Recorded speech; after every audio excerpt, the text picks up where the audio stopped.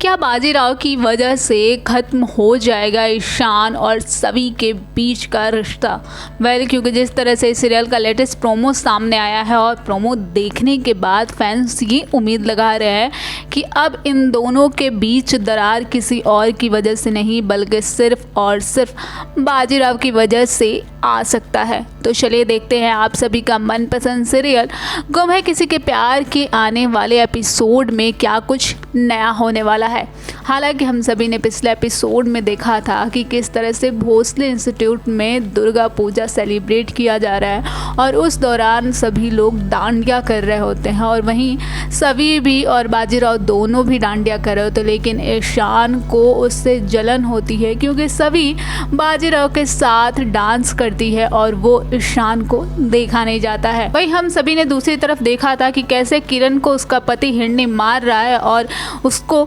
ऐसा धक्का दिया है जिसकी वजह से उसे प्रॉब्लम हो गई है और उसने अपने बहन के पास यानी कि सवी के पास एक वॉइस नोट भेजा है, जिसे सुनने के बाद सवी परेशान हो गई है। वहाँ से बाजीराव को लेके अपनी बहन के घर जा रही हैं। हमने देखा था कि किस तरह से किरण का बच्चा मिसकैरेज उसका हो जाता है चोट लगने की वजह से और फिर सवी का जो रूप देखने को मिलता है वो बेहद दिलचस्प होता है। वहीं सीरियल का लेटेस्ट प्रोमो सामने आ चुका है और प्रोमो में दिखाया जा रहा है कि किस तरह से ईशान इधर परेशान हो रहा है कि आखिर सवी गई तो गई कहाँ। उसके मन में ये डाउट होता है कि कहीं बाजीराव के साथ वो दूसरे पंडाल में डांडिया करने तो नहीं चल गई, जिसकी वजह से वो तरह तरह के अपने मन में बहाने बना रहा है और उसके बहाने को उसका दोस्त ही समझ पा रहा है कि कहीं ना कहीं जो ईशान के बीच बेचैनी हो रही है उसका दोस्त उस बेचैनी को भांप लिया है और वो उसे ताने भी दे रहा है, यानी कि उसे चिढ़ा रहा है कि आखिर सवी को लेके